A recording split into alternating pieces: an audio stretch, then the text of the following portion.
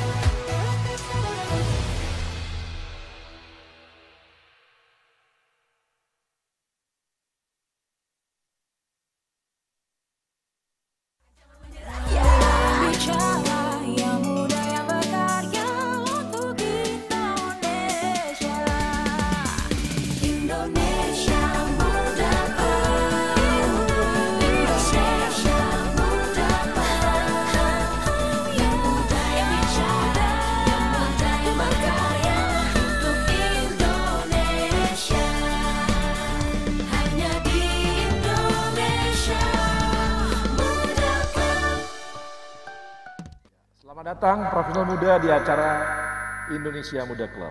Episode ke-8 bersama saya Arya Sinulinga. Yang muda, yang bicara.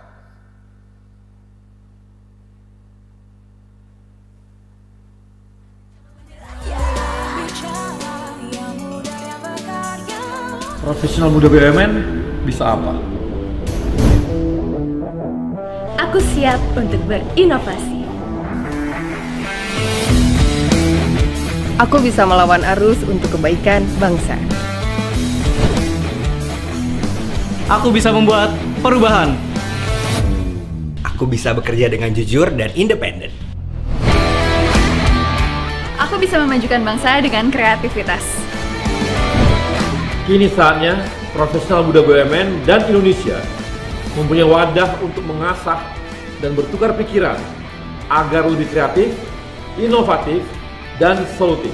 Saksikan Indonesia Muda Club, diskusi cerdas dengan para profesional muda BUMN untuk Indonesia yang lebih baik.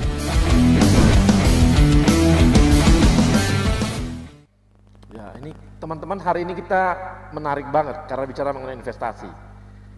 Kita tahu ya bahwa kita ini profesional, ya, profesional. Pendapatan kita dari mana sih? Dari gaji. Kemudian kalau kita karyawan, kita dari bonus gitu. Terus kapan kayanya kalau cuma dari gaji dan sama dari bonus nih gitu. Saya dulu waktu jadi profesional, sekarang di profesional masih profesional deh gitu. Dulu tuh saya ketika masih bekerja di korporasi dalam arti sebagai seorang eksekutif di korporasi, saya tuh nggak bisa mengandalkan gaji dan bonus, mungkin karena direksi gitu ya, tim dan sebagainya gitu. Nggak bisa gitu. Kita harus cari cara gimana caranya supaya kita juga punya pendapatan lain yang bisa, akhirnya kita bisa beli rumah lebih baik, kita bisa punya kendaraan lebih baik gitu ya, dan kita punya aset yang banyak juga. Kalau mengandalkan gaji, kita paling nanti biasanya beli rumah untuk lewat KPR saja gitu ya, dan lainnya. Untuk yang lainnya kita nunggu beli mobil kreditan juga yang kita cicil dari gaji-gaji kita gitu. Tapi dulu saya ini ya sekitar tahun 2012 gitu, saya mulai investasi. Saya mulai investasi lewat saham. Saya bermain saham, sahamnya ada yang harian, dan dulu sangat rajin, jadi rajin memantau saham, menghitung saham secara teknikal gitu ya, dan hasilnya cukup mengasihkan. Hasilnya cukup mengasihkan. Bisa beli mobil BMW yang paling top, bisa beli rumah, bisa invest beberapa aset-aset lain gitu ya, yang tidak mungkin saya dapatkan kalau saya hanya mengandalkan gaji gitu. Nggak mungkin, saya nggak bisa dapat sesuatu yang saya pakai, mobil saya pakai dan sebagainya dengan hanya gaji gitu. Dan semuanya adalah lewat investasi. Makanya saya sangat percaya kalau tanpa kita bermain investasi, ini berat bagi kita untuk dapat aset bagus gitu ya, punya rumah baik, oke lah dan sebagainya. Dan itu saya rasa jadi impian banyak orang gitu. Dan hari ini kita akan diskusi banyak mengenai investasi karena kami melihat juga di sini di Indonesia Muda Club bahwa kalau kawan-kawan profesional muda, sejak awal sudah mulai belajar investasi, yakin saja pasti hasilnya nanti pada saat Anda usia 30-an atau 40-an, itu Anda sudah mulai bisa, awalnya kan kita menanam lah gitu ya, bisa panen gitu. Memetik hasilnya. Ada panen gitu ya, ada panen sesuatu gitu. Nah nanti ini kita akan ditemani oleh 4 orang yang jagoan investasi, jagoan juga nanti berbagai investasi bisa kita tanyakan. Dan ini sangat menarik karena nanti berbagai macam investasi akan kita lihat nanti. Dan ini saya ditemenin oleh ada 4 orang yang bersama-sama kita. Yang pertama adalah Aldi Adrian Hartanto. Selamat sore Aldi ya. Sore Bang. Nah, Aldi ini adalah VP of Investment MDI Ventures. Dia di Telkom. Dia pernah juga di GM of Investment di Silicon Valley.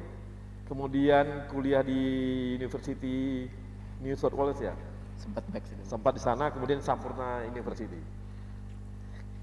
Kemudian saya temani juga oleh Florencia Jenny, ada di online mungkin ya. Nah ini ada Florencia.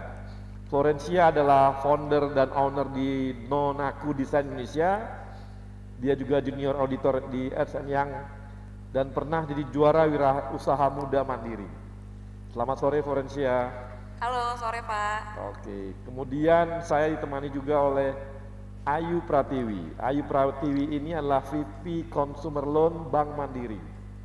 Mana Ayu Mbak? Nah, ada Ayu sebelah saya. Ya, sore Bang Arya. Ya, Ayu ini nanti akan banyak cerita mengenai bagaimana investasi di properti. Kemudian yang terakhir saya ditemani juga dengan kawan kita Ricky Juliandi. Ada Ricky? Ya, Ricky adalah Head of Product Development and Marketing BNI Sekuritas, EVP Risk Management Panin Sekuritas juga pernah. Nah ini nanti Ricky akan banyak cerita mengenai investasi di surat berharga dan sebagainya, mungkin bisa cerita nanti ini. Dan kita langsung saja, yang pertama Ricky ya. Rick, ini kan kita punya 1,4 juta karyawan BUMN. 60%-nya adalah milenial. Nah ini kira-kira Ricky bisa berbagi nggak? Kira-kira apa yang bisa teman-teman milenial bagikan atau juga dapatkan dari sebuah investasi? Dan juga kasih gambaran kira-kira investasi ini gimana ceritanya? Silakan Rick. Oke, jadi Bang, total investor di Indonesia itu sekarang sudah lebih dari 3,3 juta.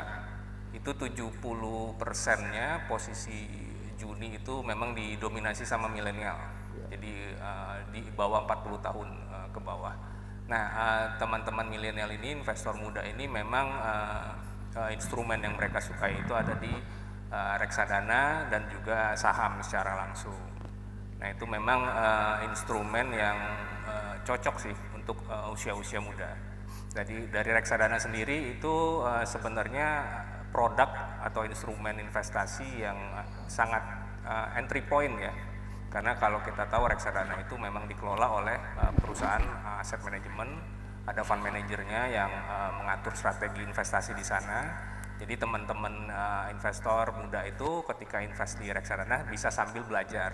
Jadi memahami bagaimana cara si fund manager itu mengelola produknya.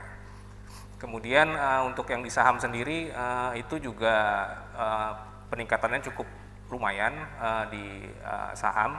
Jadi investor-investor muda itu karena pembelian di saham itu kan minimum 100.000 sudah bisa.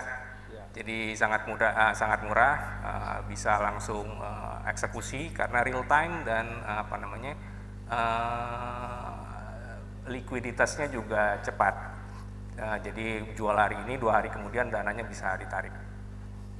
Jadi tadi berapa jumlah orang milenial yang sudah masuk di investasi saham? Sekitar 70% Bang. 70% itu di saham dan reksadana saham reksadana. ya? Jadi dari 3,3 juta. Oke, rata-rata mereka berinvestasi berapa ya? Kenapa Bang? Berinvestasi berapa besar? Macam-macam Bang. Jadi mungkin secara average bisa mulai dari 10 ya. Rata-rata. Karena mereka staging mulai masuk dikit-dikit dulu belajar, nanti lama-lama ditingkatin sama teman-teman muda itu. Yang sudah masuk ke permainan saham atau dana reksadana ini kira-kira sudah berapa juta orang ya dari kaum milenial Indonesia? Kalau yang reksadana itu 20% kayaknya Bang. 20%. Cukup banyak juga ya? Lumayan Bang. Karena ekosistem reksadana sendiri cukup meningkat signifikan ya Bang. Karena ada fintech yang jual. Kalau dulu kan memang cuma di sekuritas atau agen penjual. Jadi kalau sekarang kan sudah bisa dibeli di fintech atau mungkin di beberapa e-commerce juga sudah bisa. Oke, jadi sekarang sepertinya nih ya saham tuh udah retail aja gitu ya. Jadi lebih gampang untuk belinya, atau dana reksa juga gampang belinya karena udah retail gitu ya. Betul. Itu mereka udah pakai online apa semuanya bank-bank sekarang udah menyediakan juga untuk dana reksa sekuritas ya, artinya dana reksa yang bisa beli online atau bisa lewat apa gitu untuk beli saham? Kalau saham itu memang real time ya Bang ya. Jadi pakai aplikasi yang udah disediakan di masing-masing sekuritas gitu. Jadi memang bisa langsung transaksi jual beli. Reksadana juga sekarang sudah begitu Bang. Jadi bisa kita monitor secara mobile. Nggak perlu pakai agen lagi atau masih pakai agen? Kenapa Bang? Masih pakai agen? Ya, pakai handphone bisa, pakai laptop bisa, aplikasinya agen, banyak. agen artinya broker. Gimana Bang? Ada yang pakai broker juga? Masih ada yang broker, cuman kalau yang broker itu biasanya lebih ke nasabah yang agak besar, punya kesibukan tinggi gitu ya Bang. Masih bisa telepon ke brokernya.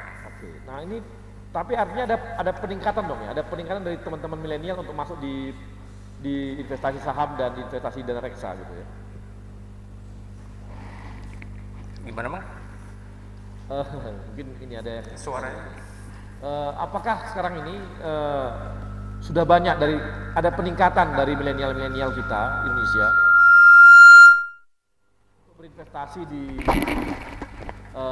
saham dan di dana reksa gitu? Reksadana iya betul Bang. Peningkatannya signifikan. Signifikan sekali. Apalagi dari sejak pandemi. Itu juga mungkin karena semua di rumah, jadinya mencari kesibukan pada buka account di investasi. Jadi peningkatannya memang cukup luar biasa Pak.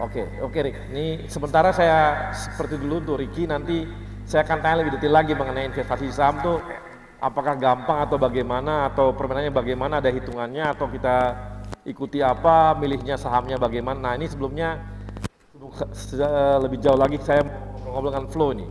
Halo Flo. Halo Pak. Nah, Flo, ini gimana dengan ini ya? Flo kan sudah jadi ini ya, seorang wirausaha muda mandiri gitu ya. Nah kemarin itu ketika Flo mau menetapkan diri untuk bikin bisnis, ini apa pertimbangannya langsung bisnis? Oke, sebenarnya sih awalnya untuk memulai bisnis, waktu saat mulai itu nggak ada pertimbangan apa-apa Pak. Sebenarnya awalnya pada saat kuliah, saya dan adik saya ingin membantu orang tua untuk meringankan biaya kuliah. Nah, tapi sebelum saya lulus kuliah, usaha itu kan sudah ada Pak. Nah, sebelum saya lulus itu saya sempat direkrut oleh satu kantor akuntan publik. Terus kemudian sebelum saya memutuskan untuk fokus di online shop ini yang zaman dulu itu belum sengit sekarang bisnis online, saya bandingkan sih antara profit di mana saya hanya memberikan sumbangsi kira-kira hanya mungkin 20% dari energi dan waktu saya, tetapi bisa menghasilkan 300% dibanding pendapatan saya pada saat itu. Jadi saya memutuskan saya fokus di sini. Jadi akhirnya mengambil keputusan untuk berbisnis gitu ya? Ya betul Pak. Nah itu dananya dari mana, orang tua atau dari mana gitu? Nah karena usaha ini diawali untuk membantu orang tua pada saat itu, jadi kita memulai usaha ini tanpa modal. Jadi buat yang nonton di sini nih, kalau kalian nggak punya modal, aku juga bisa kasih tahu kalian karena aku udah ngalamin sendiri, bisa banget loh untuk investasi itu tanpa modal. Jadi mungkin sedikit aku cerita ya Pak ya, gimana caranya ya.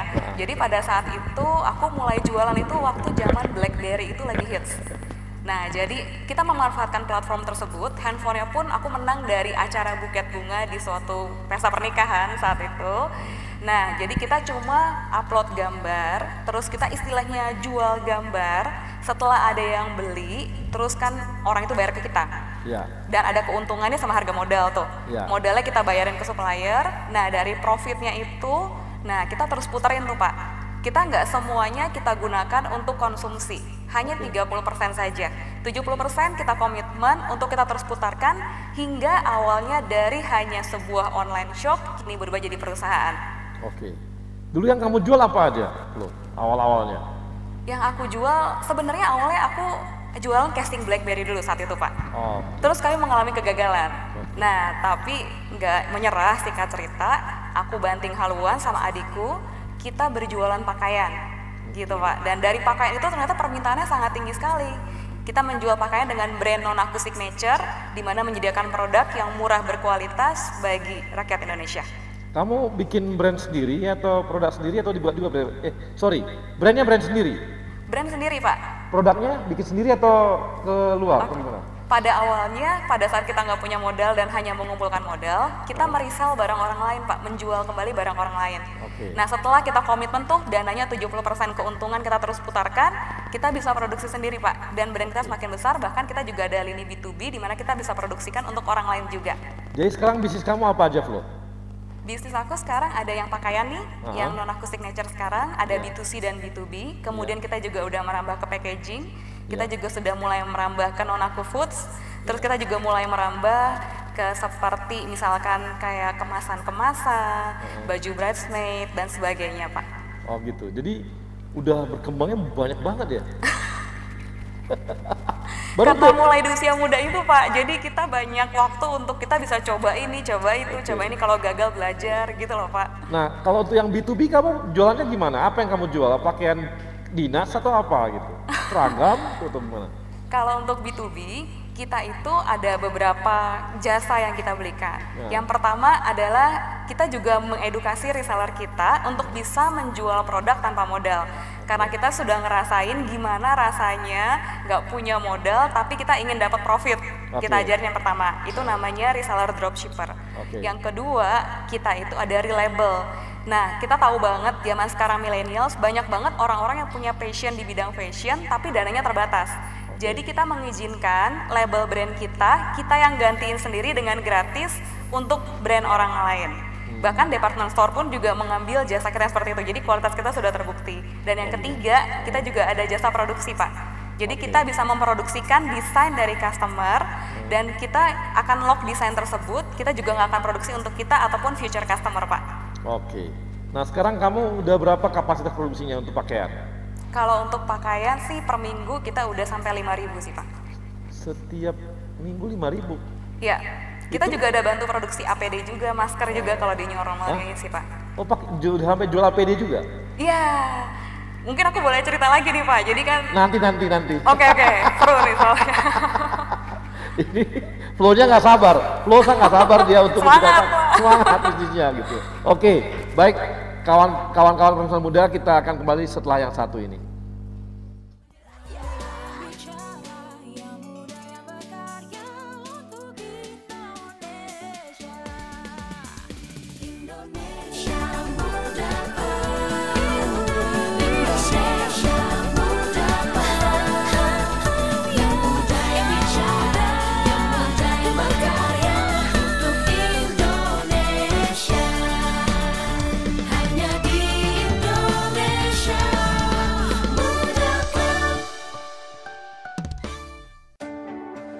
Sebuah semangat baru dalam menghadapi tantangan di masa depan.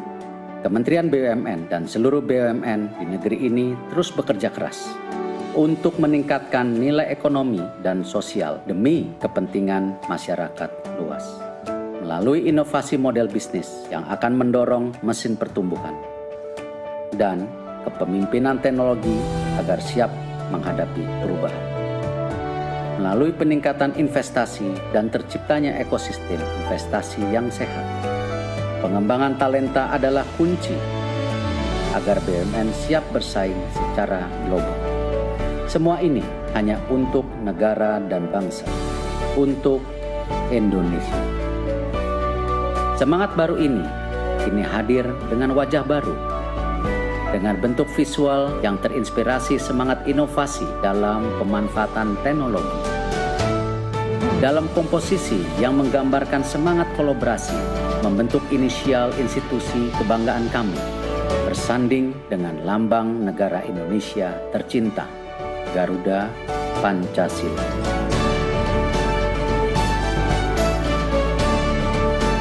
Inilah wajah baru kami, Kementerian Badan Usaha Milik Negara Republik Indonesia, BUMN untuk Indonesia.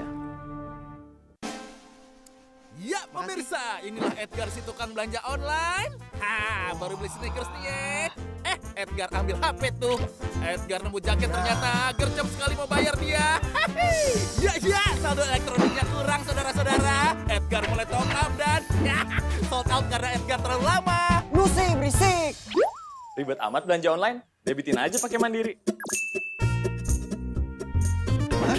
Debit Mandiri bisa buat belanja online? Caranya? Gampang kok. Pilih bayar pakai debit, masukkan nomor kartu, masa berlaku, CVV di belakang kartu, dan kode OTP yang lo terima. Kok aku nggak terima kode OTP-nya? Gak masalah, gak semua toko online butuh OTP.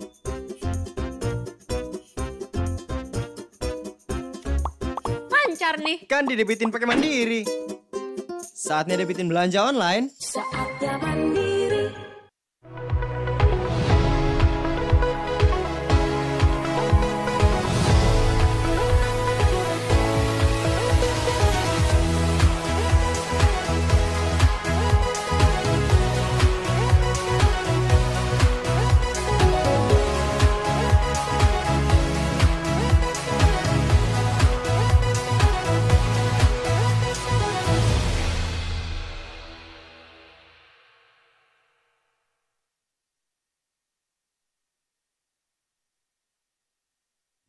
Profesional muda, kita kembali lagi dan kita saat ini kita mau ngobrol-ngobrol dengan Mbak Ayu. Mbak Ayu adalah VP Consumer Loan di Mandiri. Mbak, ini gimana mengenai investasi di properti itu gimana ceritanya? Ya, kalau tadi kan Ricky sudah menceritakan kalau profesional muda itu ingin berinvestasi kan bisa tuh melalui reksadana, saham, kemudian juga tadi Flo juga menyampaikan cerita usahanya dia gitu kan ya. Jadi kalau profesional muda ingin berinvestasi sebenarnya ada lagi alternatif instrumen yang bisa dipilih oleh profesional muda. Salah satunya dengan berinvestasi melalui properti. Ya, properti itu tentunya selain untuk memenuhi kebutuhan kita ya, karena kan memang kita harus punya tempat tinggal, sebenarnya juga ada nilai investasinya. Karena di situ akan mendapatkan capital gain. Kemudian yang kedua juga kalau kita sewakan, misalnya nggak kita gunakan sendiri, itu bisa mendapatkan nilai investment, rent of investment ya. Nah, di sini properti yang mau dibeli sebagai investasi seperti apa? Ada beberapa alternatif pilihannya. Ada yang memang bentuknya hunian, rumah, apartemen. Kemudian juga yang sifatnya komersial, misalnya ruko, rukan, kemudian Soho, kemudian juga apa namanya office, kios, atau bahkan yang hanya berupa lahan ya. Profesional muda mau seperti apa nih bentuk investasinya dalam bentuk properti tersebut. Nah, kalau kita mau berinvestasi dalam bentuk properti, sebenarnya memang ada apa namanya hal-hal yang harus kita perhatikan. Misalnya lokasinya, ya tentu lokasi sangat berpengaruh terhadap nanti nilai investasi kita. Kemudian juga dari aksesnya ada di mana lokasinya, kemudian juga pengembangannya ke depan lokasi tersebut seperti apa. Karena jangan sampai kita kan pengennya investasi itu kita akan mendapatkan apa namanya keuntungan ya, tapi akhirnya juga kekecewaan aja yang didapatkan. Jadi benar-benar memang harus selektif untuk menentukan properti yang mau kita pilih. Ya, dan kalau saham, reksadana memang sifatnya liquid, tapi kalau untuk properti itu memang jangka panjang ya, kecenderungannya jangka panjang karena memang dia tidak bersifat liquid.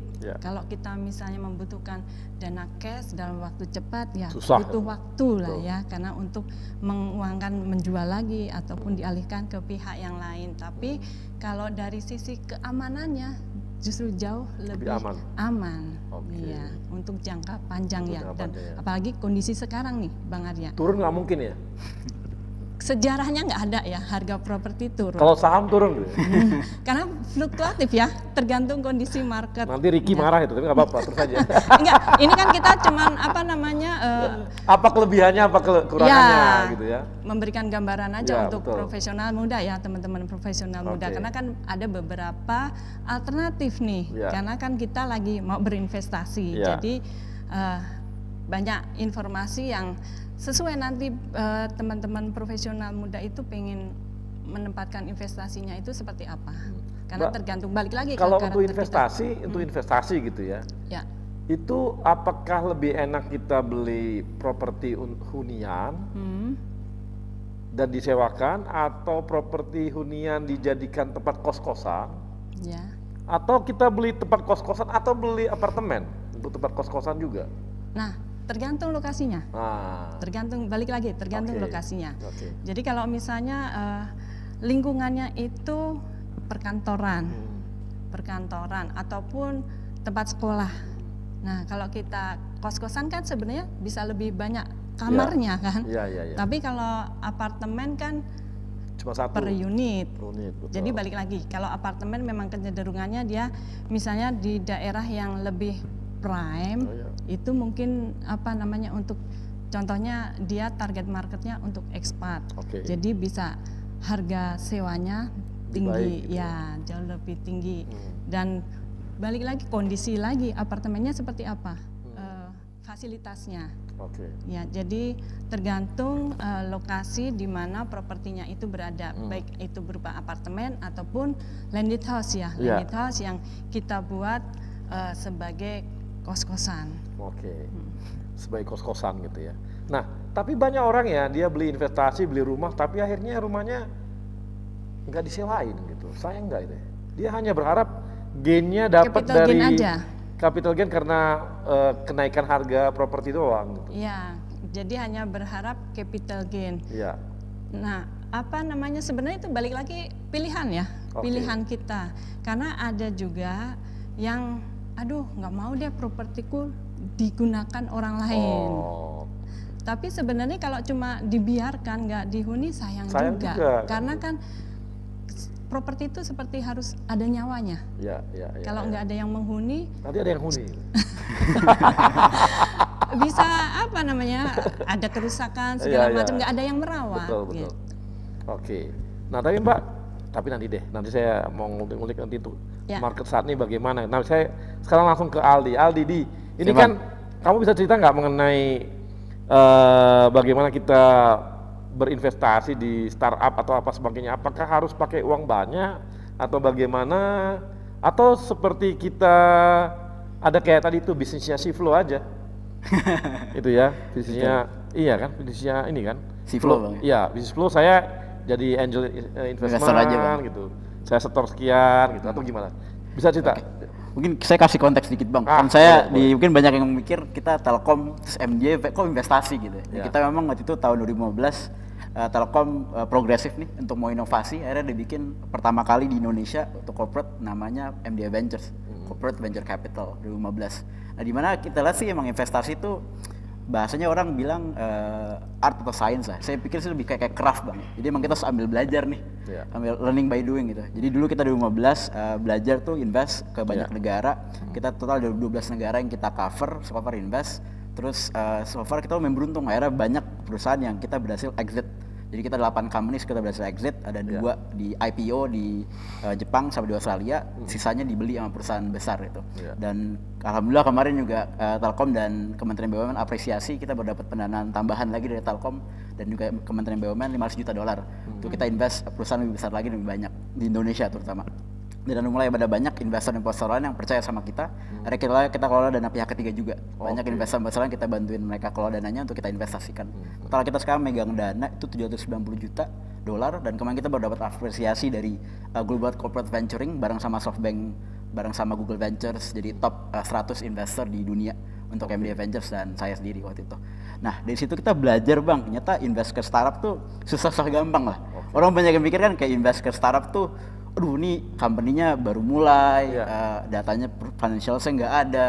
Tapi sebenarnya kita lihat ada 2 proses yang biasa kita lakukan secara simplifikasi Bang.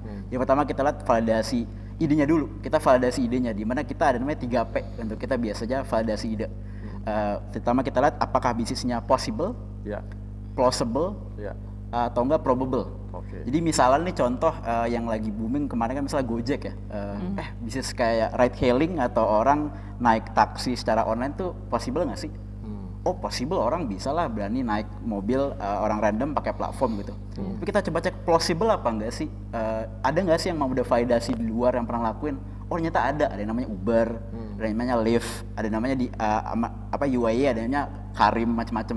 Di Malaysia ada Grab Taxi. Apakah probable apa enggak sih? Akhirnya mereka coba buktiin apakah mereka ngelakuin di small scale bisa scale apa enggak sih? Oh ternyata Gojek baru launching langsung berapa puluh ribu user ya kan, orang pada pakai, semuanya butuh, ternyata problemnya clear. Oh berarti ID-nya emang make sense seperti Pursue. Tapi kita juga perlu verify apakah ini perusahaan yang tepat untuk kita investasikan. Nah itu biasanya kita ada namanya 3+1P Bang, rumusnya. Kita lihat people-nya, kita lihat produknya, sama kita lihat potensial marketnya, sama kita lihat performance-nya. Nah kuncinya tuh selalu di people Bang, karena ini memang investasinya tuh filosofinya ke orang. Kayak misalnya misalnya kayak sekarang the most valuable company Amazon itu Jeff Bezos dari awal berdiri sampai sekarang CEO-nya Bang. Dan dulu waktu awal mereka bikin Amazon, dia cuma jual buku, sekarang jual apa aja gitu. Jadi emang kita harus percaya sama orangnya dulu nih, apakah orangnya memang yang sama kayak di prinsipnya BUMN Bang, akhlaknya oke apa enggak sih? Itu sebenarnya verifikasi banget untuk orang gitu ya. Terus produknya itu kita lihat problem sama solutionnya fit nggak sih?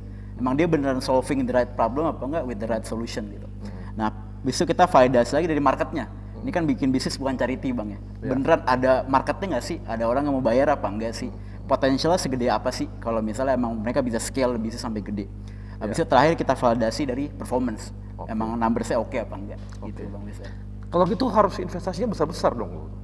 Gak selalu Bang, jadi sekarang mulai ada banyak platform. Jadi kayak kita di MDA sendiri, kita kan dapat dana besar tuh dari Telkom. Kita lihat kita juga harus mendukung ekosistem yang lebih early. Jadi makanya kita mulai bikin pendanaan-pendanaan untuk bisa invest yang company lebih kecil-kecil lagi. Sampai akhirnya kita lagi mau bikin inisiatif untuk angel investor. Jadi kita mau bikin angel investor network untuk memberikan edukasi dan pendampingan untuk gimana biar orang-orang Indonesia, terutama mungkin awalnya mungkin lebih ke high net worth dulu, tapi gradually yang untuk orang umum kita bisa kasih pendanaan ke startup juga lewat skema crowdfunding. Jadi di mana dari sisi OJK license-nya juga sudah ada crowdfunding. Itu kita lagi coba explore apakah kita bisa memfasilitasi network tersebut untuk bisa langsung pendanaan, termasuk dengan profesional BUMN juga untuk bisa kasih pendanaan ke startup langsung lewat platform tersebut. Tapi kalau yang namanya early banget itu menilainya berat banget ya, karena seperti saya kasih contoh di Cina aja.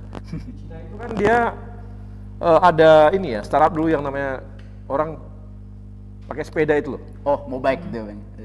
Kan sekarang dulu itu dikira orang pasti bakal naik nih, ternyata mati gitu. Betul Bang, jadi hukum investasi dan keuangan high risk high return Bang, itu selalu kayak gitu. Tapi risk itu banyak orang yang bilang hilang, kita harus hindari. Tapi kalau menurut kita tuh risk harus kita embrace dan kita manage. Gimana nih nge-manage risknya tadi? Makanya tadi kita ada beberapa proses Bang. Banyak tuh problemnya orang tuh biasanya kalau dulu emang zaman saya baru mulai industri ini sekitar 8 tahun yang lalu, orang strategi namanya spray and pray Bang. Jadi mereka invest yang banyak nih, 100 misalnya, ya mungkin satu ada yang jadi Tokopedia deh mungkin, dimana itu bakal nutupin resikonya. Tapi kita percaya harus yang prudent, makanya prosesnya kayak tadi Bang. Kamu percaya nggak? Saya pernah bikin gaya seperti startup untuk sepak bola. Namanya apa Bang dulu Bang? Market sepak bola Indo gede loh Bang. Iya gede. Jadi saya dulu kan gini, orang dulu kan bikin sepak bola itu mikirnya tradisional gitu ya, mikirnya ini wah berat dan sebagainya gitu ya. Saya kan bikin klub bola itu sekitar 2 minggu. Wah cepet banget Bang. 2 minggu. Saya bikin klub bola 2 minggu. Saya jual idenya gitu ya, jual idenya. Saya hitung berapa biaya untuk dapat pemain. Saya ambil pelatihnya yang sangat terkenal. Udah. Habis itu mulai saya bikin timnya. Oke Bang. Setelah saya bikin timnya, saya hitung begini. Saya bilang, saya mulai presentasi ke banyak orang. Saya bikin crowdfunding. Udah, saya bikin crowdfunding. Habis itu saya tawarkan nih. Ini kalau kan masuk Liga 3. Kalau masuk Liga 2, nilai valuasi klub bola kita itu mencapai 10 miliar. Sampai 15 miliar. Saat ini saya buka peluang 50 juta rupiah aja untuk crowdfunding untuk berapa orang. Saya buka sekitar 25% saham saya buka. Saya kemarin dapat sekitar 1 miliar. Wah, oke banget Bang. Udah. Saya bikin di Sumatera Utara. Tanding, juara Liga Sumatera Utara. Oke Bang. Udah. Habis itu masuk ke Liga Nasional. Itu pengeluaran saya tambah. Pasti kan, karena scale kan. Scale-nya kan tambah. Akhirnya hanya dapat memang 16 besar di nasional. Bayangin sebuah klub bola saya buat hanya dalam tempo 2 minggu. Saya jadi menang di provinsi Liga 3, habis itu 16 besar. Satu langkah lagi hari itu. Kalau satu langkah lagi menang 8 besar, saya masuk Liga 2. Langsung valuasinya 15 miliar. Wah, itu artinya apa? Saya udah hitung karena biasanya Ibaratnya Liga 2 itu di sini, kalau dijual, maka dia dapatnya sekitar 12 miliar, 15 miliar, 10 miliar. Hitungan saya hari itu, setelah nanti Liga 2, saya kapitalisasi lagi, setelah itu saya IPO-kan. Kayak Bali United. Bali kemarin baru IPO kan Bang? Iya. Persib kan mau bikin juga. Betul, betul. Banyak klub bola itu jadi susah untuk jadi IPO karena dipakai gaya tradisional. Betul, sayang banget. Saya enggak, saya mainkannya itu seperti valuasi kayak MU kan. Iya, jadi dimainkannya sebagai, jadi bahwa ini ada valuasinya sekian, valuasi sekian, kalau saya lolosin, nilainya naik saham sekian, kalau lolos sekian, naik lagi. Naik lagi, betul. Dan saya jual lagi sekian persen gitu. Betul Bang. Wah, kalau saya tahu saya juga invest dulu Bang. Coba Pak, kita kenal dulu Bang. Jadi, saya mau beritahu bahwa ternyata startup itu tidak selamanya harus jadi sebuah teknologi gitu loh. Betul, karena sebenarnya perusahaan rintisan kan sebenarnya Iya, rintisan. definisinya. Iya. Tapi yang bedanya which is harus kayak Bang Arya tadi. Perusahaan rintisan yang didesain untuk tumbuh cepat. Iya. Makanya kayak banyak sekarang perusahaan startup tuh nggak teknologi doang, kayak Iya. kopi kenangan. Iya. Itu kan sebenarnya coffee shop. Iya. Cuma dia memang didesain untuk tumbuh cepat, Iya. makanya bisa narik investor. Iya, memang saya kemarin tuh memang tujuannya untuk tumbuh cepat aja. Betul, Bang. Dalam tempo 3 tahun 4 tahun saya masuk Liga 1. Kalau Liga 1 itu kan liga tertinggi Indonesia. Nilainya udah 30 miliar, Bos. Minimal. Dalam jangka waktu Dalam tempo 3 tahun. 3 tahun. Atau saya lepas di IPO kan aja gitu. Jadi saya baru habis kan baru nanti bikin merchandise-nya apa semua itu kan produk Bang. habis itu. Tapi dulu saya bikin tipenya seperti itu. Nah, sekarang ada lagi yang baru nih, Bang. bikin klub bola seperti itu. Betul Bang. Sekarang lagi booming namanya e-sport team Bang. E-sport team. Baru kemarin ada itu dia, itu juga iya. Aku juga pengen itu. Sama persis Bang. Aku juga pengen gitu. Nah, kalau Abang bikin saya invest Bang. Baik, profesional muda, kita kembali lagi setelah yang satu ini. Bicara yang muda yang berkarya untuk Indonesia. Indonesia muda, Indonesia muda, yang muda yang bicara, yang muda yang berkarya untuk Indonesia. Hanya di Indonesia Muda Club.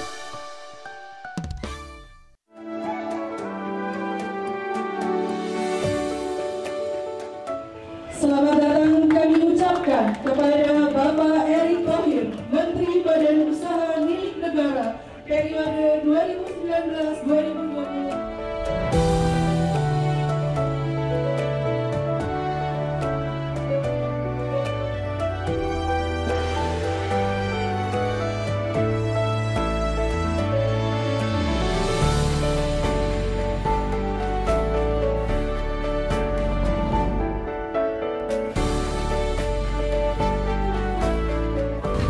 BUMN dari awal sebelum COVID ya kita melakukan 5 strategi ini.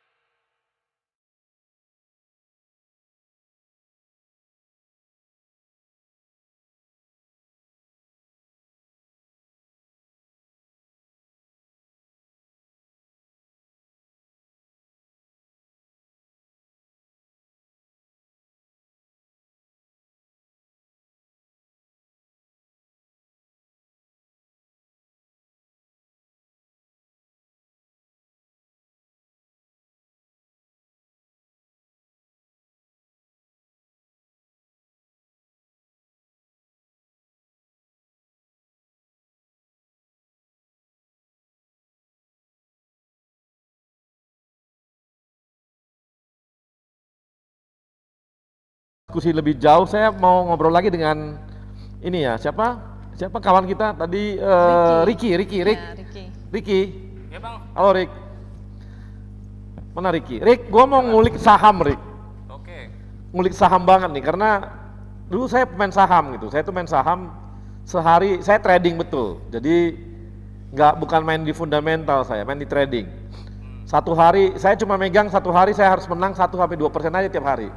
Cuma kalau dia akumulasikan sebulan 24% juga. Benar. Gimana cari bisnis? Nilainya lu dapat keuntungan, returnnya 20% sebulan. Gak ada, susah. Kalau bukan main saham. Rumah juga begitu kan? Gimana Rik? Coba cerita Rik, gimana Rik? Oke. Apa yang kelebihan main saham ini? Aku pingin supaya teman-teman dari investor profesional muda mau senang main saham nih gitu. Oke. Jadi sebelum kita mereka masuk ke investasi saham itu, pertama itu kita harus pahami bahwa tadi mungkin sudah disinggung sama Aldi juga bahwa investasi itu kan ada resiko, di mana kita memanage resiko tersebut. Ya. Jadi satu teori yang saya suka, yang biasa saya bagikan juga ke teman-teman muda itu teorinya Elizabeth Warren, itu dari cash flow management bang. Jadi 50% dari income kita itu kita harus secure buat kebutuhan primer kita. 30%-nya lagi itu kita sisihkan untuk kepentingan pribadi kita, untuk fund-nya kita. 20% lagi itu baru untuk saving sama investment. Nah itu harus disisihkan dari awal, bukan disisakan ya bang ya. Karena tadi investasi itu ada resiko, apalagi kalau kita prefernya memang ke saham yang benar-benar high risk. Itu dalam hitungan menit aja, misalnya kalau kita nggak siap, itu harganya bisa turun. Nah, kembali tadi pemilihan sahamnya sendiri. Saham itu ada 700-an yang ada di Bursa Efek sekarang. Itu mulai dari fundamental itu harus kita pilih baik-baik. Saham yang benar-benar perform secara laporan keuangan, secara operasionalnya, itu bisa kita kulik di laporan keuangannya. Kemudian setelah itu kita bisa masuk ke yang namanya tadi yang abang suka itu analisis teknikal. Kita baca pergerakan harga sahamnya. Kapan kita harus masuk nih? Jangan sampai pas lagi tinggi-tingginya kita malah masuk. Itu yang harus dipahami. Nah, edukasi ini memang sekarang sedang kami giatkan juga dari Sekuritas dan juga Bursa Efek Indonesia. Itu dari tahun 2015 ya. 2015 itu kita sudah bareng-bareng kita campaign yang namanya Yuk Nabung Saham.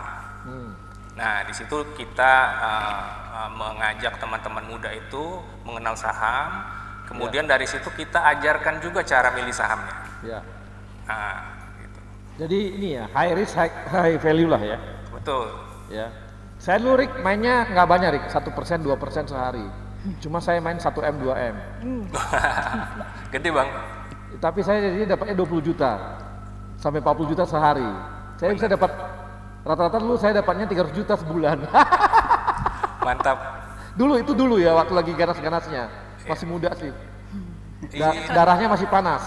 Sekarang udah mulai agak menurun. Maksud saya adalah sebenarnya ini buat teman-teman milenial bahwa ketika Anda mau main saham gitu ya, ini peluang dapatkan dana besar itu sangat besar. Saya punya grup saham. Saya punya grup-grup teman-teman saham, kami biasanya sharing. Jadi biasanya bisa cerita Rik mungkin bahwa bikin grup saham, ngobrol-ngobrol saham, siapa yang ini mana saham yang mau diambil, mana yang mau saham ini yang risknya lagi tinggi, mana yang mungkin naik. Mungkin itu jadi sebuah peluang bagi kawan-kawan dari profesional muda untuk mulai mengenal saham pelan-pelan. Tapi Rik, aku rasa kamu udah bisa bikin ini nih kelas-kelas khusus untuk saham nih untuk teman-teman milenial. Jadi edukasi saham itu kalau dari kita itu rutin bang. Rutin ya? Jadi 1 minggu itu ada 3 kali. Di mana Rik bisa ditonton? Di BNI Sekuritas itu. Ada linknya nggak? Kenapa? Pakai webinar atau gimana? Webinar, betul, webinar. Begitu mereka sudah buka buka akun saham, itu langsung kita invite. Oke, langsung di-invite ya. Seminggu ada 3 buat kawan-kawan ini silakan masuk ke BNI Sekuritas. Wah, jadi saya promosi BNI Sekuritas nih. Gak apa-apa lah. Harusnya itu ada Mandiri, harusnya Mandiri Sekuritas juga ada. Silakan aja. Jadi silakan nanti Anda akan dikasih webinar Dan ini sangat bagus untuk kita mengetahui bagaimana mengenai permainan saham, bukan permainan saham sih, berinvestasi saham. Permainan dikira main-main apa? Main investasi gitu. Oke. Nah, ini Flo, saya pengen ke Flo ini. Flo. Iya, Pak. Flo, kamu dari satu bisnis ke bisnis lainnya, produk lainnya berapa lama biasanya kamu bisa lakukan itu? Artinya dari pakaian kamu ubah ke sini, tambah lagi ini, tambah ini berapa lama biasanya? Itu hitungannya tahunan sih Pak sebenarnya. Tahunan. Karena kita Kamu dari udah, awal mulai emang kan kamu nggak usia ada berapa, pengalaman. Flo? Kenapa Pak? Kamu kan masih muda banget nih, udah tahunan kamu bilang. Sorry, soalnya nggak kedengeran Pak. Kamu kan masih muda. Usia kamu berapa? Usia Iya. 30 Pak. Loh, kamu mulai bisnis sejak umur berapa? Aku mulai bisnis dari umur 21. Wow, udah 9 Iya, Pak. tahun. Sekarang produk kamu apa aja? Berapa banyak? Kenapa Pak? Produk kamu berapa banyak? Produknya Pak. Iya. Nah, karena kita fast fashion sih kita udah ratusan sih Pak. Karena kita kan terus produksi, ngejar untuk koleksi baru gitu loh Pak. Jadi update tren. Oke, update tren. Tapi beda bidang berapa lama kamu pindah? Beda bidang, tambah lagi, beda bidang lagi, tambah lagi, berapa lama biasanya? Biasanya sih kita di dalam setiap minggu pasti kita ada new arrival Pak. Oke. Enggak, untuk beda produk misalnya ada yang tekstil, ada pakaian. Tapi tadi ada lagi yang lain kan selain pakaian? Ada. Nah, itu untuk nambah produk baru itu kamu bidang lain itu berapa lama biasanya? Oh, kalau untuk pindah kayak gitu sih kita ada analisa pasar dulu gitu loh Pak. Karena kan udah pernah ada pengalaman jatuh bangunnya dari awal mulai gitu kan Pak ya. Jadi sekarang kita nggak mau gegabah sih. Jadi kita mungkin untuk ngeriset dulu minimal 1 bulan sih Pak. Kalau untuk produk yang baru ya. Jadi tetap akan melakukan riset dulu sebelum masuk ke pasar baru, ke satu produk baru ataupun jenis baru ya di bisnis gitu ya? Iya betul. Oke, jadi kamu lihat marketnya sejauh mana. Nah ini dengan pandemi gini bagaimana? Pandemi seperti ini Pak? Iya. Nah jadi sih kita kan puji Tuhan nih dari online, sekarang kita ada punya 3 offline store Pak, ada cabang juga ya. Dari awalnya hanya online shop, jadi makanya ini investasinya jangan diremehkan kalau misalkan hanya di online shop aja misalkan ya. Nah waktu lagi awal pandemi ini pastinya kita kena dampak Pak. Bahkan pernah 1 hari di salah satu branch kita itu penjualannya benar-benar nol. Pokoknya singkat cerita akhirnya kita coba relevan dengan kebutuhan zaman, itu kuncinya sih. Karena kan kita juga nggak pengen banget mecat karyawan dan puji Tuhan non aku nggak ada pecat satupun karyawan, THR kita juga on time ke semua karyawan. Nah caranya gimana? Kita relevan dengan zaman, kita mengeluarkan produk yang dibutuhkan oleh zaman. Karena kekuatan kita di pakaian, jadi kita memproduksi masker Pak. Kita maskernya kita kondisikan ada juga yang masker fashion, bahkan sebelum pemerintah melakukan gerakan pakai masker, kita sudah mensosialisasikan dulu gerakan pakai masker. Terus kita juga produksi APD. Nah sejak kita berubah pivot gitu Pak, mengikuti relevansi zaman, karena ini juga butuh kecepatan ya dan ketepatan, penjualan kita dalam 1 minggu langsung naik langsung di atas 10.000 pieces. Untuk masker aja gitu loh Pak. Jadi relevansi itu salah satu kunci sih Pak. Relevansi terhadap kondisi market betul satu fungsi ya, satu kunci gitu ya. Iya betul. Nah sekarang kapitalisasinya kalian udah berapa kapitalisasinya bisnisnya? Pingin tahu aja, pingin tahu. Nilai kapitalisasinya udah berapa, Flo? Nilai kapitalisasi sih kita sekarang udah di atas 4,5 miliar sih Pak. Dari yang tanpa modal itu sih. Tanpa modal itu ya. Oke, makasih Flo. Nah, Mbak Ayu ini kan kita tahu nih banyak juga pengembang itu memainkan harga propertinya gitu. Jadi dia naikkan dulu harga properti gitu ya. Naik tertinggi, habis itu setelah kita beli itu properti jatuh gitu. Apalagi setelah habis tuh rumahnya gitu. Nah, sekarang kan kondisi aku udah pernah kejadian tuh. Sampai sekarang tuh harganya sama aja. Aku beli 4 tahun lalu. Harganya segitu juga. Nah, berarti harus pintar-pintar kita memilih propertinya. Gitu ya. Siapa pengembangnya juga. Kalau misalnya kita pengembangnya mau beli top. properti baru dari Cuma nggak boleh saya sebut namanya. Pengembangnya top. Ya. Nah, sekarang ini justru di daerah yang katanya planet lain itu loh. Waduh, gimana tuh? Jadi sebenarnya properti kalau kita mau invest properti justru saatnya sekarang. Lagi murah-murahnya? Karena kan kondisi lagi seperti ini ya, kondisi lagi tertekan semuanya. Nanti si Ricky juga bilang begitu, saatnya sekarang beli saham, karena saham lagi turun-turunnya. Nah, makanya ini ada ada solusinya nih. Kan daya beli lagi melemah nih Melemah, ya. masyarakat. Nah tentunya penjual, baik itu penjual yang individu ataupun pengembang itu pasti dia akan nggak bisa nih menawarkan harga yang mungkin seperti tahun-tahun sebelumnya. Karena memang kita lihat growth kenaikan harga properti saat ini hanya kisaran 1,5%. Sementara kalau beberapa tahun yang lalu, mulai 2010 mungkin ya, 2012, 2013 kenaikan harga properti itu setiap tahun luar biasa, sangat signifikan. Nah sekarang kan agak tertekan, Saya jadi properti tahun berapa ya? 2012 tuh, 2011 tuh. Nah itu lagi 2,5 M, habis itu lagi baru 2 tahun tinggi-tingginya itu. langsung 6 M loh. Setelah itu stuck sampai sekarang. Iya, nah, tapi tetap sudah dapat capital gain capital dong, gain. gitu kan. Nah, justru sekarang nih invest di properti. Terus pada BU tuh bang, pada BU. Ya, tapi cash is the king bros. Nah ini yang menarik. Justru itu cash is the king. Kalau ada properti, orang BU tutup. Langsung beli gitu. Nah, itulah cash is the king. Saat itu kita mengontrol semua ini gitu market gitu. Nah, jadi selain untuk beli properti nih, misalnya kita juga pengen untuk investasi yang lain, pakai fasilitas pembiayaan. Jadi kan harusnya kalau beli properti kan 100% nih bayar cash. Nah, kalau kita pakai fasilitas pembiayaan dari bank, KPR contohnya misalnya, berarti hanya menyediakan down payment dan biaya KPR. Sehingga kan down payment sangat ringan sekarang, mulai 5%. Oh 5% ya? Iya, oh, mulai 5%? Hanya 5%. Kita beli kalau gitu mulai besok. Sehingga 95% yang harusnya kita bayarkan ke penjual bisa kita alokasikan untuk investasi yang lain. Jadi kita ini jadi momentum untuk beli karena ada bisa pakai pembiayaan gitu ya. Iya. Menarik juga nih. Daerah mana Mbak yang paling menarik saat ini? Saya juga mau dengar tuh bang. Makanya jangan bilang banyak dong, kita pengen.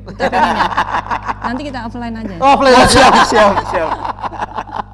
Oke, nah Aldi gimana nih? Kalau sekarang peluang Indonesia gitu ya di saat seperti sekarang ini dengan kondisi corona gitu dengan startup tuh gimana nih peluang kita? Nah kita pasti ngeliat ada dua mata uang lah, ada dua mata koin lah. Ada challenges, ada opportunity. Challengesnya pasti tadi mungkin seperti mention juga pasti banyak yang lagi susah nih karena kan ekonomi lagi turun, apalagi krisis sekarang tuh agak unik ya. Jadi saya kan dia trickle down, jadi perusahaan yang gede dulu yang susah, baru yang kecil. Ini yang kecil dulu yang susah, baru karena yang gede. diawali dari krisis kesehatan. Betul. Jadi makanya kita lihat tapi itu jadi ada opportunity pertama karena tadi banyak yang nilainya turun juga. Kalau kamu bisnisnya bagus sih, misalnya kayak sektor-sektor yang struktural tuh ke impact kayak misalnya keuangan fintech atau misalnya contoh kayak yang lain-lain yang terkait FMCG consumer misalnya. Itu kan sebenarnya kan bisnisnya kan basic orang butuh kan. Cuma saat ini di mana turun karena emang lagi ekonomi jelek. Tapi ke depan jangka panjang karena kita long term investor bang. Jadi kita believe itu masih bagus. Tapi lagi koreksi nih, di mana harus invest. Sama kedua kalau buat startup kita believe COVID itu tuh untuk pandemi itu malah jadi Chief Innovation Officer katanya bang. Jadi malah jadi akselerasi karena orang adopt digital bang. Semua orang nggak ada yang mau ketemu orang, semua pakai platform. Jadi banyak opportunity yang mungkin tadinya kita lihat belum waktunya, sekarang jadi ada waktunya. Kayak contoh misalnya orang dulu nggak mau chat sama dokter, mereka pengen ke rumah sakit. Sekarang mau nggak mau, mereka chat dokter. Sekarang nggak mau. Sekarang aplikasi kesehatan itu lagi bagus banget. Karena orang takut ke dokter. Betul. Di nanya-nanya langsung aja sih. Chat aja bang. Chat aja. Dulu demam dikit ke dokter, ke rumah sakit. Sekarang di tanah. Karena kalau disentuh sama dokter kayaknya sembuh gitu. Itu dia bang. Efek psikologisnya ada. Kalau sekarang nggak juga gitu. Kalau sentuh malah takut sakit. Sentuh kita takut. Rapid dulu. Nanti kena corona bahaya kita. Itu dia. Nah, saya pengen tahu itu kalau di teman-teman di MDA itu ada nggak metode yang tadi crowdfunding itu minimal jadi angel investor tuh udah dibuat nggak misalnya? Minimal 50 juta udah bisa jadi angel investor. Jadi kita masih coba ukur-ukur sih bang. Jadi mungkin kalau buat yang level mass itu kita masih belum fokus dulu. Kita mau fokus yang validasi yang gede-gede dulu bang. Yang high net of individual lah. Di gradual sih kita expect pengennya nggak beda jauh sama kayak invest saham. Orang bisa langsung kasih dana 5-10 juta bisa jadi pegang saham karena juga udah ada license-nya juga bang di Indo. Di OJK untuk crowdfunding. Nanti kedepannya pengen seperti itu sih bang. Di saat ini kita lagi mau validasi idenya dulu. Iya. Jadi saya cukup tertarik gitu ya mengenai angel investment tapi dengan cara dana yang sangat kecil tadi. Minim betul. Itu kan memberi ruang besar kepada pada orang ya. Betul. Kita tahu dulu kan di saham aja satu lot tuh minimal berapa? Betul, kan Bang. sudah turun bisa gitu lebih ya. sedikit lagi, Bang. Lebih sedikit. Baru perbedaan antara satu dulu kan saham tuh naiknya berapa ya? 50 atau berapa? Sekarang kan udah turun gitu. Ya. Jadi membuat ruangnya untuk bermain makin Iya. banyak Betul, gitu. Bang. Jadi kerugian juga makin kecil kemungkinannya. Jadi orang makin gampang untuk invest gitu kan. Nah, mungkin angel investment juga bisa seperti itu untuk crowdfunding tadi kan. Kedepannya kita harap Kedepannya seperti itu ya, Bang. karena cukup banyak sebenarnya. Sebenarnya banyak opportunity. Banyak banget opportunity di sana dan belum ada yang garap gitu. Belum ada yang garap kan gitu. Apalagi dikasih ruang-ruang bahwa keuntungannya sekian persen, tapi asal jangan nipu aja. Betul dia. Itu yang kita lagi verifikasi dulu, Bang.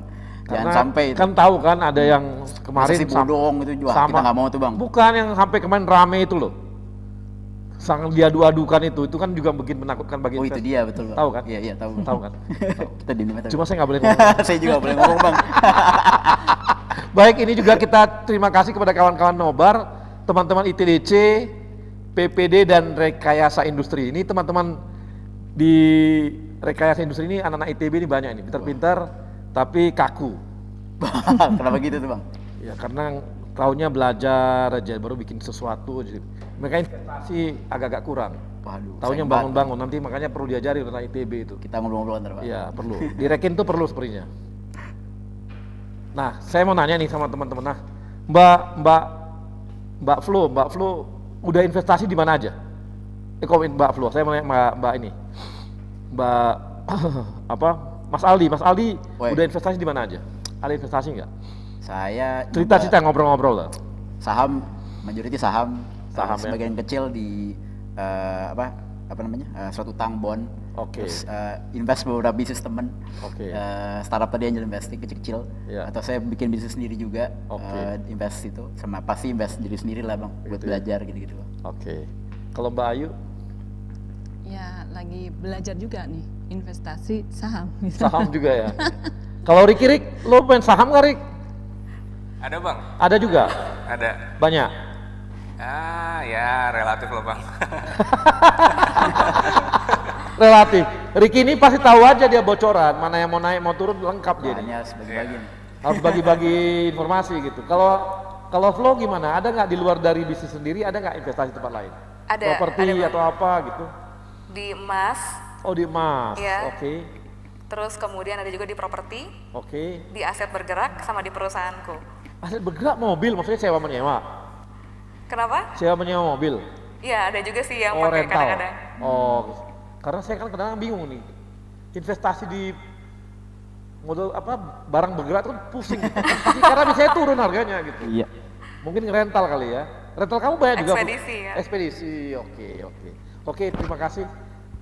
Dan kita akan kembali lagi yang setelah yang satu ini.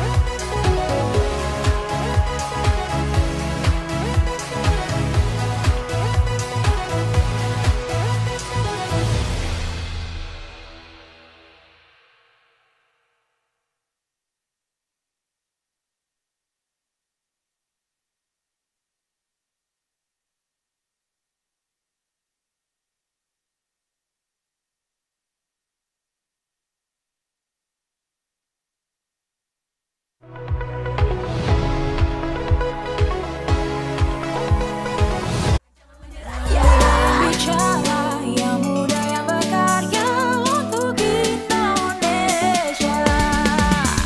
Indonesia muda, Indonesia muda, yang muda yang bicara, yang muda yang berkarya untuk Indonesia. Hanya di Indonesia Muda Club. Sebuah semangat baru dalam menghadapi tantangan di masa depan. Kementerian BUMN dan seluruh BUMN di negeri ini terus bekerja keras untuk meningkatkan nilai ekonomi dan sosial demi kepentingan masyarakat luas. melalui inovasi model bisnis yang akan mendorong mesin pertumbuhan dan kepemimpinan teknologi agar siap menghadapi perubahan. Melalui peningkatan investasi dan terciptanya ekosistem investasi yang sehat, pengembangan talenta adalah kunci agar BUMN siap bersaing secara global. Semua ini hanya untuk negara dan bangsa, untuk Indonesia. Semangat baru ini kini hadir dengan wajah baru, dengan bentuk visual yang terinspirasi semangat inovasi dalam pemanfaatan teknologi, dalam komposisi yang menggambarkan semangat kolaborasi, membentuk inisial institusi kebanggaan kami, bersanding dengan lambang negara Indonesia tercinta, Garuda Pancasila.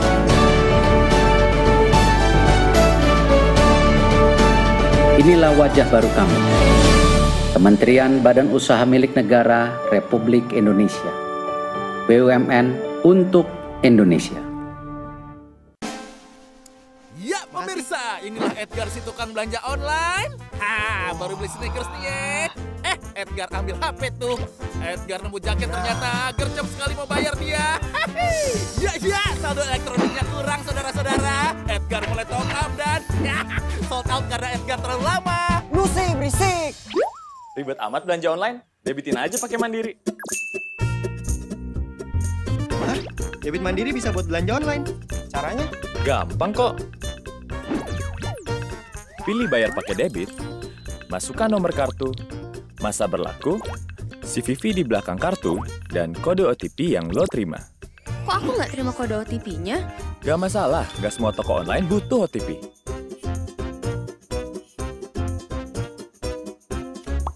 Lancar nih. Kan didebitin pakai Mandiri. Saatnya debitin belanja online. Saatnya Mandiri.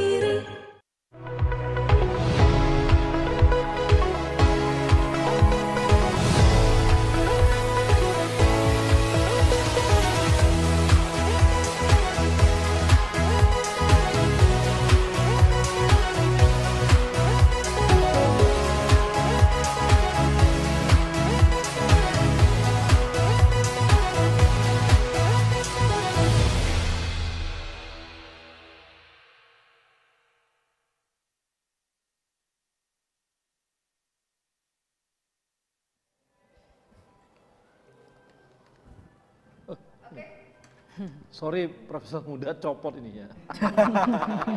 Jadi udah nggak apa-apa, biar aja. Baik, kita kembali lagi dan kali ini saya ada beberapa kawan-kawan yang bertanya ya. Ini dari Dani Ananda. Dani Ananda, pengen jadi investor sukses seperti Sandiaga Uno. Cara melindungi investment kita ke bisnis kita gimana? Biar aman dan nggak tertipu. Mungkin kalau untuk properti gimana nih Mbak? Mbak Ayu gimana Mbak? Ya. Sebenarnya investasi itu kan salah satu upaya kita ya, untuk melindungi nilai uang kita. Ya. Nah, melindungi ya itu. Ya. Investasi adalah melindungi nilai uang kita. Ya. Karena kan harapannya kita semakin ke depan dengan bertambahnya tahun itu kan kepemilikan kita tuh semakin bertambah. Ya. Ya. Nah, itu bisa kita tempatkan dalam berbagai investasi tadi, mau yang sifatnya financial asset ataupun non-financial asset. Kalau financial asset kan tadi berupa entah itu obligasi, reksadana, saham, deposito, instrumen keuangan. Kalau yang non-financial asset kan kita bisa logam mulia, barang-barang antik, kemudian juga properti, tanah. Balik lagi, teman-teman profesional muda lebih firmnya di mana? Atau mau investasi untuk usaha-usaha. Semua itu ya harapannya bisa memberikan manfaat, karena namanya investasi kita tentu ingin mendapatkan manfaat yang lebih dari apa yang kita investasikan tersebut. Nah, ini kawan-kawan jadi penting ya. Karena kalau uang Anda itu Anda tidak investasikan, maka sebenarnya nilainya bakal turun. Ya. Karena kena inflasi. Betul. Nah, kalau kita kena inflasi artinya 1 miliar sekarang 2 tahun lagi dipegang terus, itu nilainya akan turun. Iya. Kalau ditabung doang di dalam tabungan, karena bunganya di sekarang tabungan lebih kecil daripada inflasi, maka dia juga akan ikut turun juga. Maka yang paling aman ya memang investasi. Untuk melindungi. Nah, tapi untuk melindungi supaya aman, nah saya mau tanya nih sama Ricky. Ricky, gimana supaya mengamankan investasi di saham? Mengamankan? Iya. Oke, jadi investor itu ada profil risikonya, Bang. Ya. Jadi sesuai dengan karakteristik tipe-tipe investornya. Jadi Ya. sebelum mereka invest biasanya ada kuesioner Ya. yang menentukan mereka itu levelnya di mana? Apakah konservatif, Ya. apakah moderat, atau dia termasuk yang agresif. Nah, kemudian terkait yang yang konservatif tadi, mereka bisa masuk ke instrumen-instrumen seperti reksadana pasar uang yang less volatile. Ya. Kemudian kalau yang moderat bisa ke pendapatan tetap, atau kalau yang agresif tadi bisa ke saham. Ya. Nah, banyak juga yang instrumen di luar pasar modal yang aneh-aneh itu, Bang ya, yang menjanjikan return tinggi dan segala macamnya, ujung-ujungnya angus gitu kan. Nah, itu sebenarnya bisa kita cek di Satgas OJK. Ya. Jadi ke 1500655 itu bisa kita konfirmasi terlebih dulu apakah produknya ini terdaftar. Ya.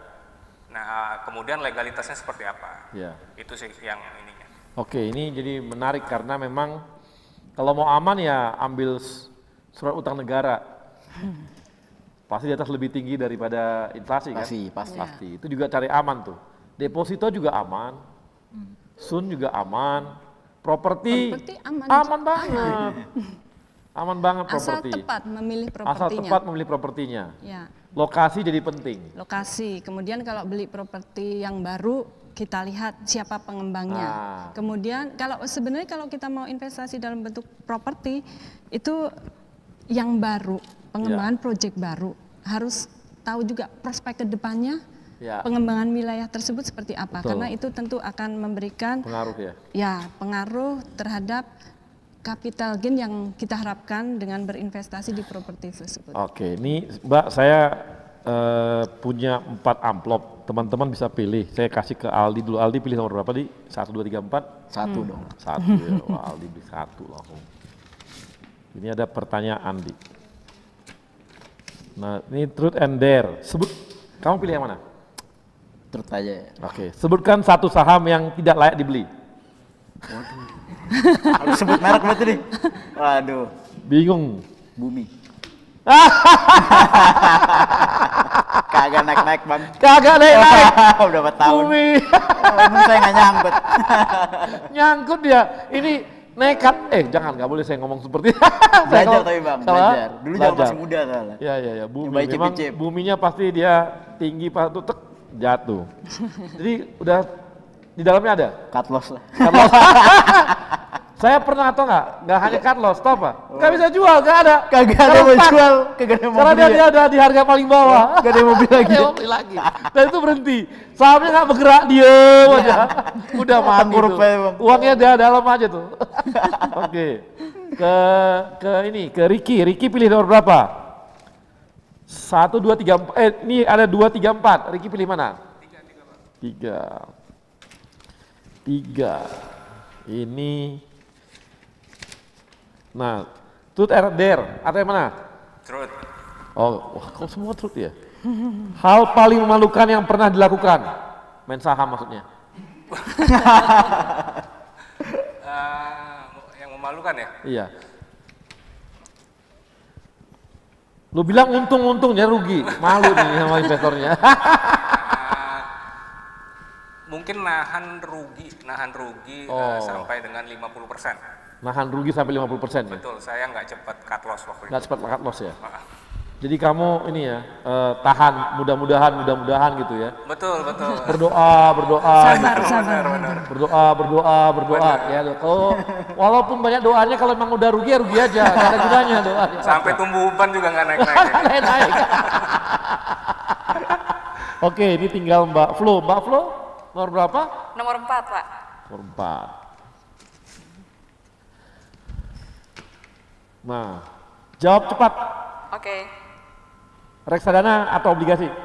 Reksadana. Oke, swasta atau BUMN? BUMN. Mau pindah ke BUMN dia. Ini lagi di acara BUMN, berani-beraninya pilih swasta ya Pak. Matematika atau seni? Seni. Erick Thohir atau Nadiem? Itu Erick Thohir. Ini lagi di acara BUMN. Kalau diundang sama Kemendikbud dia pilih Nadiem. Senayan City atau Plaza Senayan? Plaza Senayan. Oh, Plaza Senayan. Berarti ini udah tradisional. Foto. Ya. Kalau fancy kan udah pasti yang agak-agak. Nah, ini kembali nih Mbak Ayu langsung nih. Jawab cepat. Tahan atau jual? Tahan. Wow. Sabar saya. Sabar. Sabar. Sabar. Lama atau sebentar? Waduh. Cepat. Lama atau sebentar? Lama atau sebentar? Iya. Kok bikin dalam lama? Konteksnya apa? Wah, kemana-mana nih Bang Arya, Bang udah langsung menjurus ya. Lama karena tipe yang loyal ya? Iya, kan kamu kan tadi tahan kan? Orang tahan pasti lama. Betul. Betul kan? Loh iya bener, orang tahan pasti lama. Orang lama pasti tahan kan? Atta Halilintar atau KKI? Apa? Atta Halilintar atau KKI?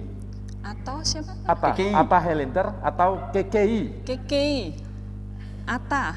Oh Atta. Emas atau falas? Emas atau falas? Emas. Emas. Himbara atau BCA? Wah, hati bisa keluar SK nih. Aduh. Bahaya banget. Aduh.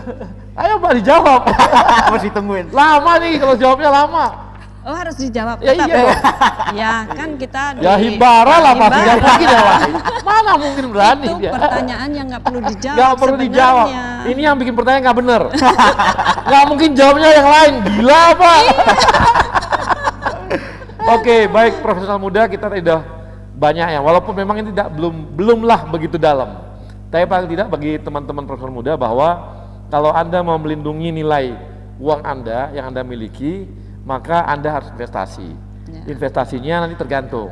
Ya. Baik apakah yang memang yang cari aman gitu ya, atau yang memang dia progresif, atau yang lebih berani lagi agresif gitu ya. Kemudian juga kalau Anda hanya berpegangan pada gaji Anda, maka Anda akan ya standar naik gaji Anda aja. Dan Anda akan sangat susah juga nanti untuk menambah nilai dari dana-dana dan uang-uang Anda. Apalagi kita kan tahu kita nggak boleh korupsi kan? Ya teman-teman milenial harusnya nggak boleh korupsi lagi, itu bukan budaya kita gitu. Jadi cara yang paling aman dan nyaman cari duit adalah dengan cara investasi. Dan yakinlah kalau Anda pintar berinvestasi, maka Anda akan kaya. Udah pasti kalau kaya gampang cari jodoh. Karena cewek-cewek sekarang udah ogah.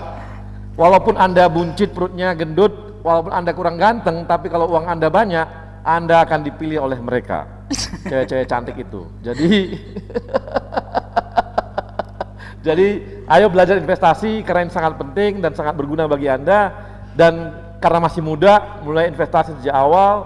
Kalau mau berbisnis seperti tadi tuh, teman kita Flo, baru umur 21 sudah berbisnis.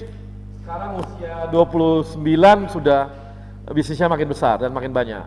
Dan kami juga menyampaikan terima kasih ke sponsor kita, ada Bank Mandiri, kemudian ada ASDP Indonesia Ferry, kemudian Pegadaian, dan terakhir teman-teman PNM. Dan tidak lupa juga kepada Yayasan BUMN yang tetap mendukung dan mensupport Indonesia Muda Club. Sampai ketemu di episode mendatang. Terima kasih.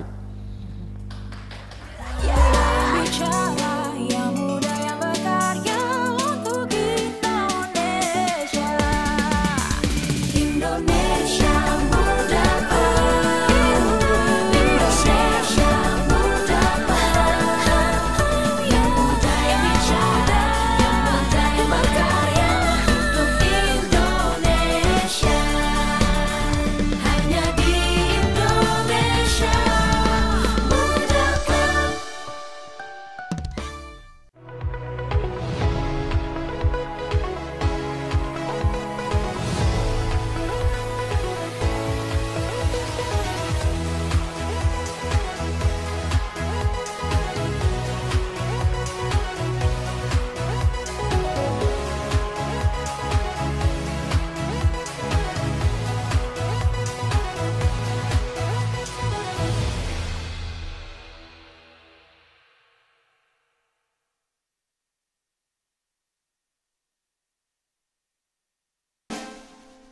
Ya pemirsa, inilah Edgar si tukang belanja online. Baru beli sneakers nih ya. Edgar ambil HP tuh. Edgar nemu jaket ternyata gercep sekali mau bayar dia. Ya, saldo elektroniknya kurang saudara-saudara. Edgar mulai top up dan sold out karena Edgar terlalu lama. Lucy berisik. Ribet amat belanja online? Debitin aja pakai Mandiri. Hah? Debit Mandiri bisa buat belanja online? Caranya? Gampang kok. Pilih bayar pakai debit, masukkan nomor kartu, masa berlaku, CVV di belakang kartu, dan kode OTP yang lo terima. Kok aku nggak terima kode OTP-nya? Gak masalah, gak semua toko online butuh OTP.